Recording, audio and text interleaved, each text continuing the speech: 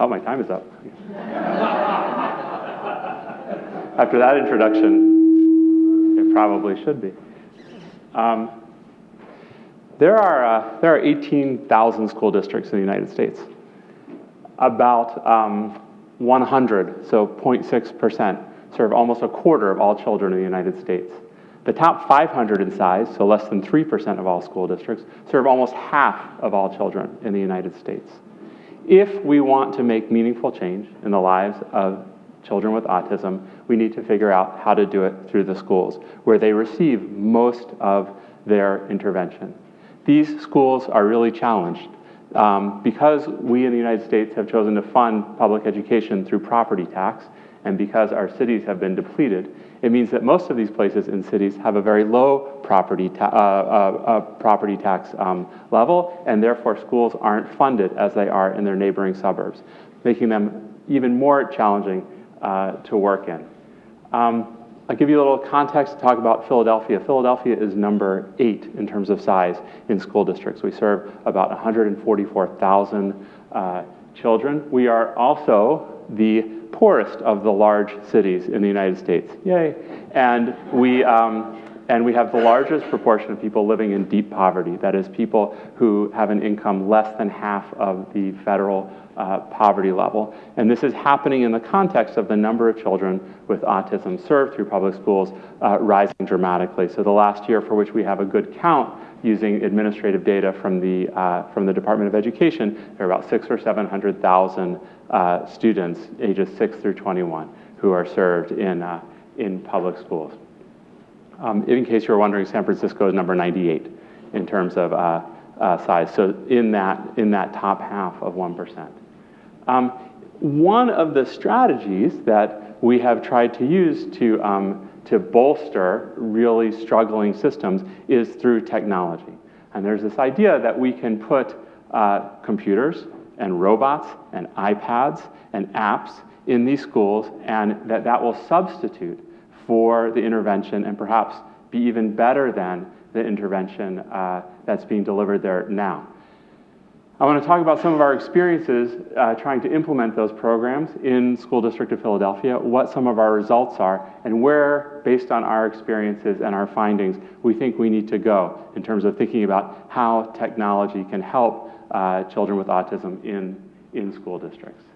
So this is Teachtown Basics. Teachtown Basics is probably one of the best tested of software interventions for children with autism. What does that mean, best tested? Well, until we began to study it, it had one randomized trial, right? And so that should tell you a lot about these kinds of technologies and where we are in the field. They're filled with promise, but no one has shown us the data, to paraphrase Jerry Maguire, right? So, and I'm very grateful to the Teachtown folks because they agreed to partner with us to test this intervention in Philadelphia. They agreed to put their money where their mouth was. Actually, the way it works, as it always works with us and the School District of Philadelphia, is somebody found out that the district was about to buy Teachtown, and we said, wait, will you let us study it? And we have a wonderful partnership with the School District of Philadelphia that's gone on for more than a decade, and they agreed to allow us to randomize Teachtown to different classrooms. So we tested Teachtown in 70. We had 70 classrooms in our study, 35 that got Teachtown, 35 that did not. In all of the classrooms, our coaches have been providing support to teachers in evidence-based practices, including one-to-one practices like discrete trial training and pivotal response training, and also classroom management strategies like use of positive reinforcement and visual schedules. So this was the largest randomized trial of one of these kinds of interventions to date, and the only one, to my knowledge, that was done in partnership with a school district. What did we find? Well, we found that there was no difference in outcome between the two groups. It didn't matter which group you were in. We saw the same changes in expressive language, in receptive language, and in other areas that Teachtown was trying to target. We also found that the more time you spent on the program, the worse your outcomes were. Now, This does not necessarily mean that more Teachtown is worse. We didn't randomize to how much of Teachtown you got, but it suggests that teachers might have been putting their more challenging students, the ones that they didn't, that they were sort of flummoxed about how to educate, on Teachtown for a longer time. We also found, much to our chagrin, that when we gave teachers Teachtown, they reduced their use of the other evidence-based practices in which we were training, a phenomenon that's sometimes been described in the business literature as ex-novation, or de-implementation. And often when we talk about de-implementation, it's because we want people to stop using an undesired practice, but here we had desired practices that Teachtown was clearly replacing. But all of the teachers loved Teachtown, and they didn't want to give it up. Why didn't they want to give it up? Because they had concerns about their own self-efficacy as teachers. These are really challenging jobs, and special education, being a special education teacher, is a very isolating job. You are almost always one of, maybe the only or one of a few teachers in the building working with these populations. In Philadelphia, we have a very segregated system, and so kids with autism are often literally in another building or at the end of the hall, and so these teachers were professionally isolated as well. They found Teachtown really easy to use, certainly easier than the stuff that we were trying to get them to do, which is complicated and complex. They felt like the kids liked it. The kids were on the computer anyway, and so they were excited about doing something that they thought was educational with their students. It helped them with staffing shortages. So when your aide is out on disability for an entire semester and the district hasn't assigned you another one, and you're trying to figure out how to manage all the kids in your classroom, being able to put some in front of a computer can be very helpful. Right? And it helped manage behavior. So for kids with really challenging behaviors, they were often a lot calmer when they were in front of the computer. So even though there was no positive effect on outcomes, there seemed to be a positive effect on the teacher.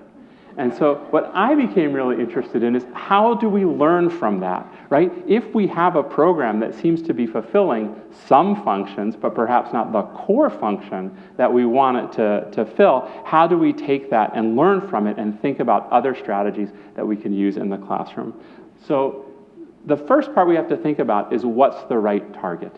And often when we talk about these technologies, we talk about them as replacing other forms of instruction. The target is the kid, right? We're going to put them on an iPad or a computer or have them interact with a robot. Don't get me started on robots. I'm going to argue that that's not the right target. Where we should be focusing, and where I think a huge untapped market is, are the people working with the students with autism, who work under difficult circumstances, who have complex interventions that we're asking them to implement. And if we can help them do their jobs better, it's a win all around, right? So I want to talk about something that's been discussed a little bit here already, which is challenging behavior. It was certainly one of the biggest challenges for the teachers to address. It's one of the biggest concerns that people often bring up with students with autism. And one of the challenges is often, especially when you're working with students who are minimally verbal, is, what's the cue? How do we know? It often, the teachers would tell us they went from 0 to 100 in 2 seconds, or like, I didn't see it coming. I don't know how to predict when something like this is going to happen. And there's been some discussion here already about wearable technologies that can use physiological data to assess stress. Right? That if you can get a baseline heart rate and you see a dramatic elevation in that heart rate in a short period of time, that may mean that there's some kind of outburst that's coming. And a lot of people have been studying this. Heather Nuske, who was a postdoc in our group, is really devoting her career to thinking about these issues. Matt Goodwin has been focused on this a lot. They're the only two. By the way, I haven't had an original thought in my life. Everything that I'm going to present to you today are other people's ideas. Right? I think of myself in that, we were talking about this earlier in TED Talks, I am the proverbial first follower, right? My goal is to take good ideas and think about how we implement them on a large scale. So you can see from her data that, if resting state is 125 beats per minute, you see very significant elevations, and you can predict that within 2 minutes, one of those things is going to happen. And she gets very good area under the curve. She has tested commercial products, like off-the-shelf products, with more scientifically oriented products, and shows that they all work about equally well. In fact, the wristwatches often work better than lab-based measurements in predicting these things. But this information is no good unless you know what to do with it. Right? You can know that an explosion is coming. Do you duck and cover? Right? Or how do you intervene? Right? And so what her interest is, and what I'm very excited about, is this idea that you can have this wearable that the kid uses that results in you're being able to predict whether there's an outburst coming, and that can relay information to the teacher. Right? So the kid is wearing the wristwatch, the stress alarm goes off, and it goes to the teacher's phone or to their own watch. And what's important is not just that she knows that that's coming, but in this moment that is probably stressful for her, that she is reminded of what she's supposed to do. It's why we have checklists for pilots. They may have been a pilot for 50 years, they may be the best pilot in the world, but when your plane is going down, it may be hard to concentrate, right? And so when you think that an explosion is coming in your classroom, an outburst is coming in your classroom, it may be hard for you to remember what's in that child's plan to de-escalate the situation. And so this is a strategy for us to address something that teachers find very important, and to remind them of what the evidence-based practice is that they can use to then de-escalate the situation, because I don't think a robot is going to de-escalate the situation, right? So I'll give you another example. In Philadelphia, we have a lot of one-to-ones who work with students with autism. They are at the front line. They see this kid more than anyone else on the treatment team. And the way that they should be able to communicate back to the treatment team so that treatment plans can change as appropriate is through data. But we know that their jobs also are very hard, and they don't get a lot of supervision. They feel very isolated in the classroom. And to the extent that they collect data, they often collect narrative data at the end of the day that's not particularly accurate and not particularly helpful for treatment planning. If you say kid did better today than yesterday, that's not as useful as perhaps knowing about the frequency, duration, and intensity of the behaviors you're trying to change, or the presentation of skills that you're trying to develop in the child. So what we are thinking about is applying behavioral economics strategies to